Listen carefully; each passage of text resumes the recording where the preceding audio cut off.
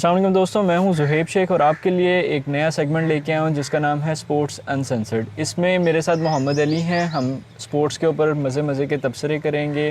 Cricket, football, बाकी भी जितनी स्पोर्ट्स है, बैडमिंटन वगैरह, टेनिस, इन सब के ऊपर हम लोग तबसरे करेंगे। लेकिन अभी क्योंकि क्रिकेट का दौरा है और Pakistan versus England series start हो रही है, तो उस सिलसिले में अली से बात करते हैं। अस्सलाम वालेकुम अली, कैसे हैं आप? वालेकुम अस्सलाम ज़ुहैब, पहले तो बहुत बहुत शुक्रिया आपका इस प्लेटफॉर्म पे मुझे दोबारा लाने के लिए, और मेरी पैशन जो स्पोर्ट्स है उसके ऊपर मुझे बात करने के लिए आपने आज चांस दिया है, उसका आपका बहुत शुक्रिया। अली, क्रिकेट के लिए तो हम लोग बड़े पैशनेट होते हैं हर दफ़ा।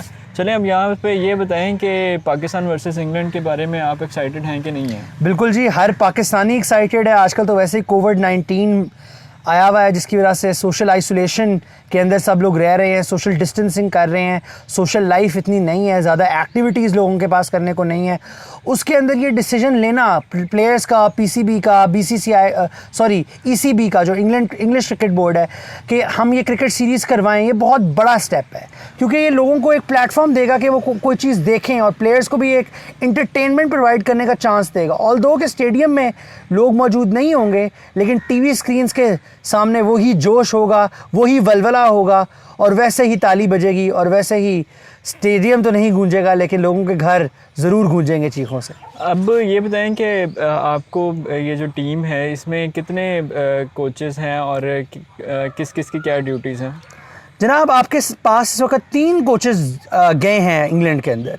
आपके जो कोचिंग स्टाफ है उनके अंदर सबसे पहले मिसबाउल हक, जो कि पाकिस्तान के साबिक कप्तान हैं, हाँ जी बिल्कुल, जिन्होंने विवियन रिचर्ड्स की फास्टेस्ट सेंचुरी का रिकॉर्ड भी इक्वल किया था, बिल्कुल, वो गए हैं एज हेड कोच, और वो आपके चीफ सेलेक्टर के फ़राइज़ भी अंजाम दे रहे हैं जी। उसके अलावा आपके दूसरे कोच जो गए हैं वो यूनुस खान साहब हैं, जिनको बैटिंग कंसल्टेंट की जिम्मेदारी सौंपी गई है कि वो बैटिंग कंसल्टेंट बने।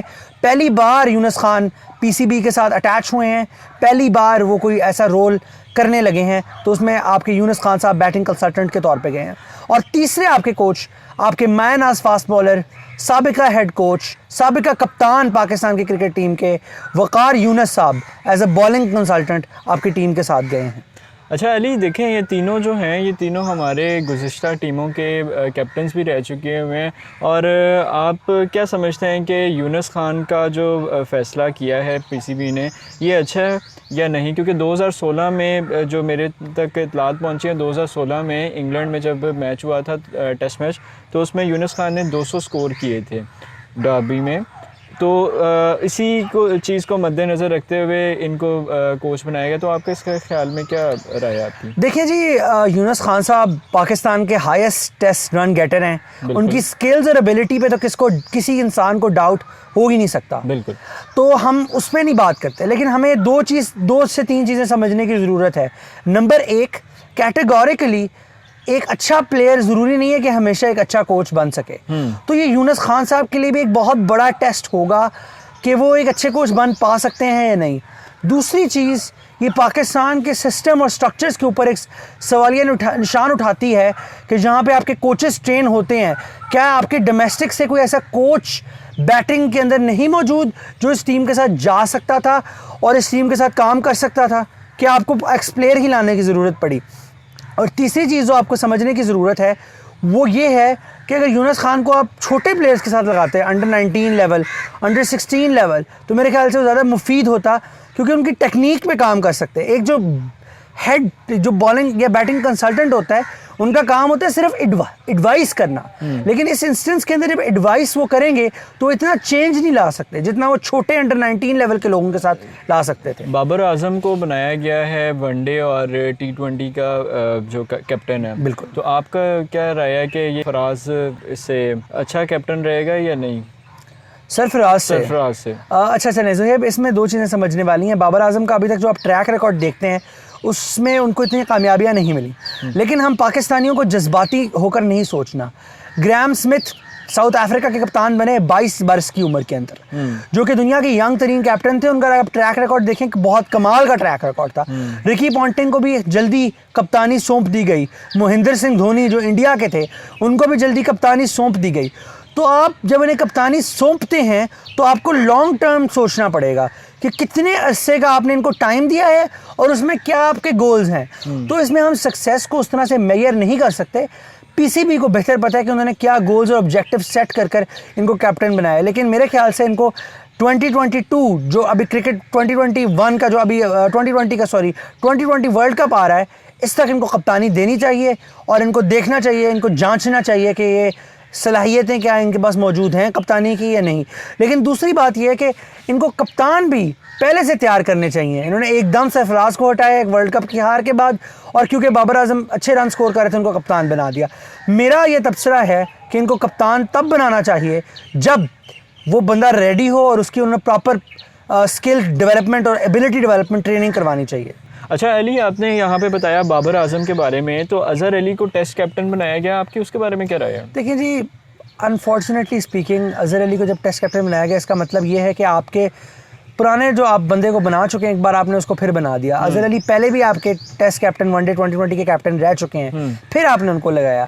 उनका ट्रैक रिकॉर्ड पहले तो इतना अच्छा नहीं है, अब देखते हैं क्या वो मैच्योर हुए हैं या नहीं, वो अब साबित होगा उनकी अब की परफॉर्मेंसेस से। बाबर आजम की एक वीडियो रिलीज़ हुई है रिसेंटली, उसमें वो बता रहे हैं कि क्रिकेट जो क्रिकेटर्स हैं वो फील्डिंग में काफ़ी ज़्यादा उनकी मुआवनत की जा रही है, उनको समझाया जा रहा है, बैटिंग स्किल्स सिखाई जा रही हैं यूनुस खान की तरफ से, और मिसबाह उल हक भी की तरफ से भी उनको बहुत सारी जो है वो ट्रिक्स बताई जा रही हैं।